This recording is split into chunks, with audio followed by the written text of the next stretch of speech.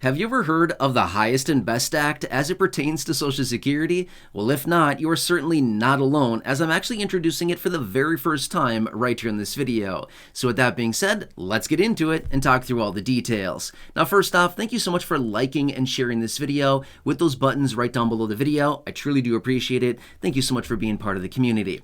Now, first off, let me ask you a quick question here.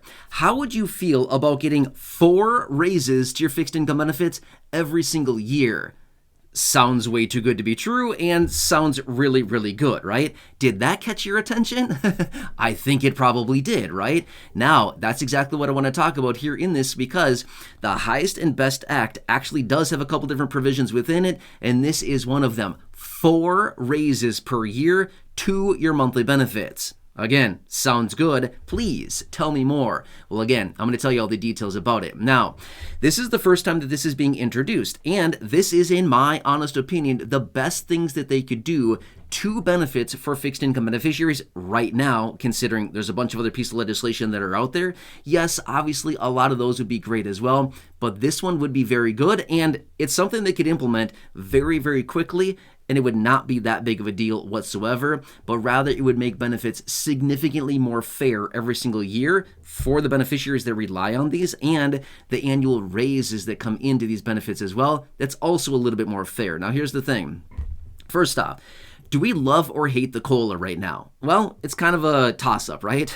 Sometimes we love the COLA, sometimes we can't stand the COLA, but the COLA comes in, and this, in my honest opinion, is a very flawed process of how they do it, okay? Let me explain really quickly. You probably already know this, but let me just say it really fast anyway, okay? The COLA is applied to your benefit one time per year. However, it does not keep up, we all know this, obviously, because it's significantly lagging. Now, here's what it comes down to. Basically, we need to live through all of the inflation. We have all the time of inflation racking up, and then they take the third quarter inflation year over year, and they compare it to the year prior, and whatever difference in inflation there is, they adjust benefits accordingly, and they apply it to benefits the next year. It's massively lagging. I mean, seriously, right? We've got to live through all of the rapidly rising prices. We need to pay all of that up front, and then maybe we might get a raise to our monthly benefit based on the third quarter inflation applied next year. I don't know. Something about that seems really messed up, and it just, no wonder why everybody's falling behind living on a fixed income monthly benefit, right?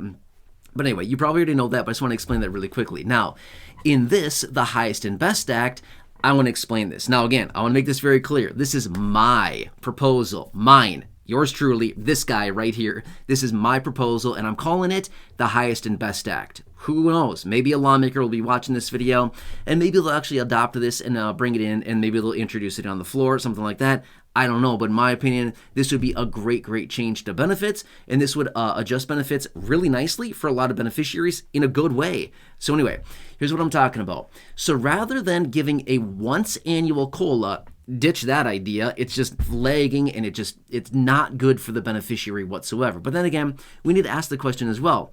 Is the annual COLA raise actually good for the beneficiaries, or is it good for the program, right? Who's this supposed to benefit?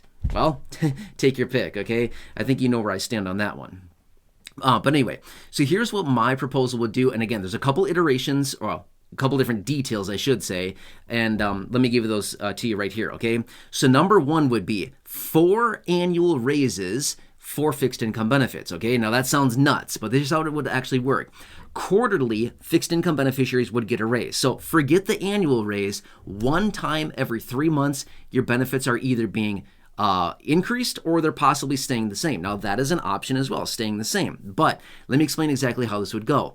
So we would look at inflation on a quarter over quarter basis. In other words, on a quarterly basis, we would just be looking at inflation, right? So rather than looking at inflation third quarter year over year and then adjusting benefits the following year, that doesn't make any sense to me. We're going to look at benefits on a quarterly basis, okay? Let me explain. So let's just say the second quarter of 2024, basically, you know, the second quarter being, what is it, April, May, and June, okay? That is the second quarter of the year, okay?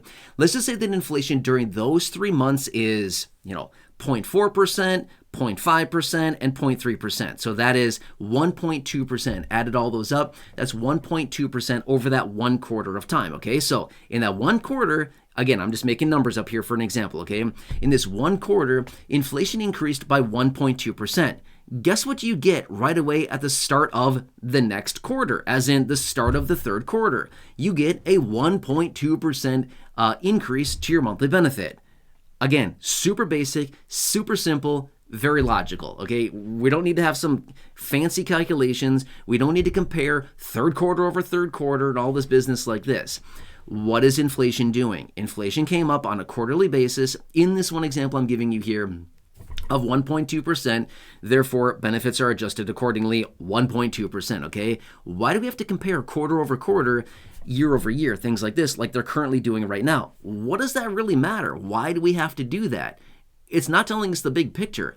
In my example that I'm giving here in the Highest and Best Act, we clearly see inflation has gone up 1.2% in this one quarter. Why would not benefits be adjusted accordingly, okay? Now, let's just say this much as well. Let's just say that in the third quarter of 2024, inflation is 0%, 0%, and 0%. Okay, so then what do we get right at the beginning of the fourth quarter of 2024? Nothing, zero, no raise, okay? Now, again, that's not going to happen. I'm simply saying, in the event of zero inflation or possibly de-inflate or like lower inflation, disinflation, whatever, deflation. Sorry, deflation. In the event of deflation, where prices are not going up, then we happen to see no raise to benefits the following quarter. Okay, fine. But let's just say that inflation comes back, and now we're sitting with a situation where inflation goes up, say maybe 3.5% in a single quarter. Guess what you're going to get at the beginning of the next quarter? A 3.5% raise. That's exactly what I'm suggesting. So rather than making people wait all year long to get a raise to their monthly benefit, I'm just simply saying we're going to live a single quarter at a time. On a single quarter, quarter over quarter, we're going to look at the difference. Inflation has gone up 1% in this one quarter. Okay, we get a 1% raise to our benefit. Inflation has gone up 0.3% in this one quarter. Okay, great. The start of the next quarter, we get a 0.3% raise, right? So basically, rather than waiting a full year to get raises to our benefits, now we're getting our benefits adjusted quarterly so that it's actually keeping up with inflation, and we're getting that little bump to our monthly benefits every single quarter rather than waiting an entire year to get a bump to our benefits that's way behind, and we've already had to pay up front all the higher prices in inflation that we didn't even actually have the money for in the first place. Does that kind of make sense? So basically, we're just getting benefits adjusted accordingly to current inflation rather than waiting a full year for it. Does that make sense? Again, I don't know why this isn't the most logical thing in the world. To me, this makes perfect sense. Let's adjust benefits accordingly as this inflation is coming in. As the prices are rising, let's adjust benefits as we are living it in real time. Does that make sense? Okay. So that's iteration number one. Now, the other portion of this would be highest and best. We're going to look at two different versions of inflation. Now, there's a bunch of different metrics of inflation that we look at, right?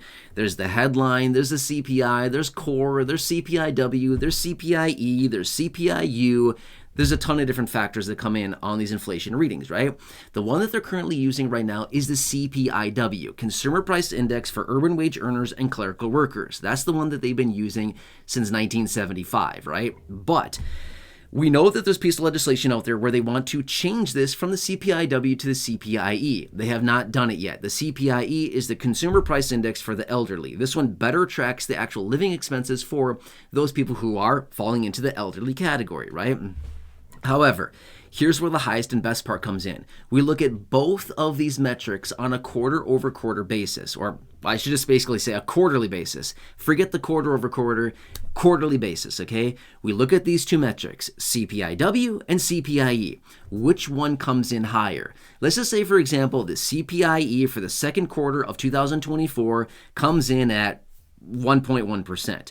Meanwhile, the CPIW for the second quarter of 2024 comes in at 0.9%. In this case, the CPIE would be higher, 1.1 versus 0.9. Therefore, we use the CPIE. We adjust benefits at the beginning of the next quarter at 1.1%. However, let's just say the next quarter comes in, the third quarter of 2024 comes in, the CPIW comes in at 1.3%, and the CPIE comes in at 1%, okay? Now, in this case, the CPIW is running hotter by 0.3%, 0.3%. In this case, highest and best would suggest we now use the CPIW and we adjust benefits at the start of the next quarter at 1.3%.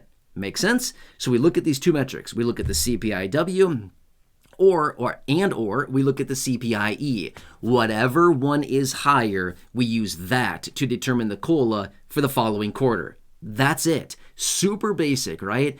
We've already been looking at these metrics, the CPIW and the CPIE, for all of these years, and we continue to see sometimes the CPIW runs higher, CPIW, sorry, and sometimes we see the CPIE run a little bit hotter. But realistically, over long periods of time, the CPIE only outpaces the CPIW by about 1.6 to 1.8%. That's it over long periods of time. It's not that much.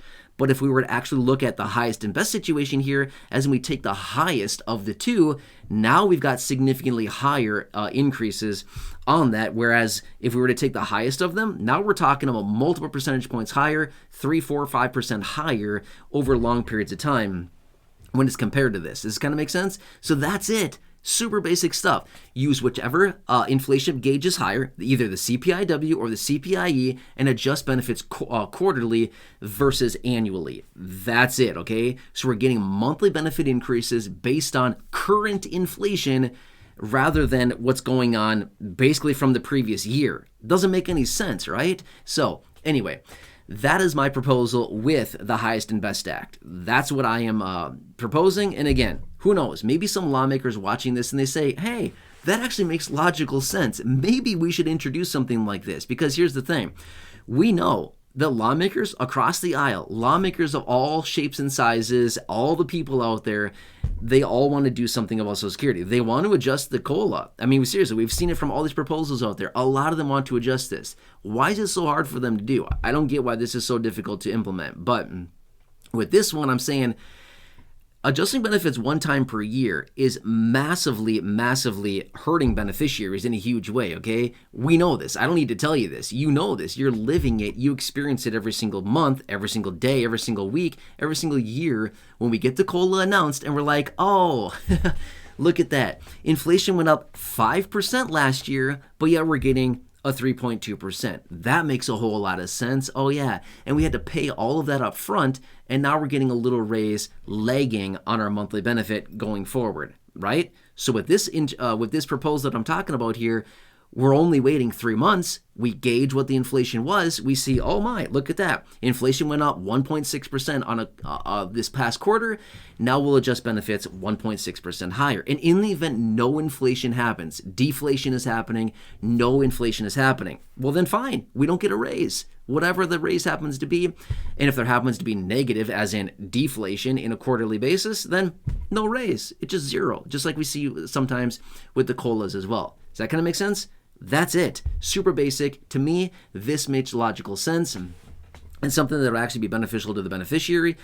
And then you see those little raises coming into your benefits all the time. So you know that, hey, I'm actually being adjusted quarterly and my benefits are actually maybe keeping up a little bit better with inflation. So does that kind of make sense? So anyway, this is what I want to share with you really quickly. As always, leave your comments, your questions, your feedback down below. I'd love to hear what you have to say about this. Otherwise, subscribe down below. Share the video. Make sure to like the video down below with that thumbs up button as well. Otherwise, check out the other videos here on the channel.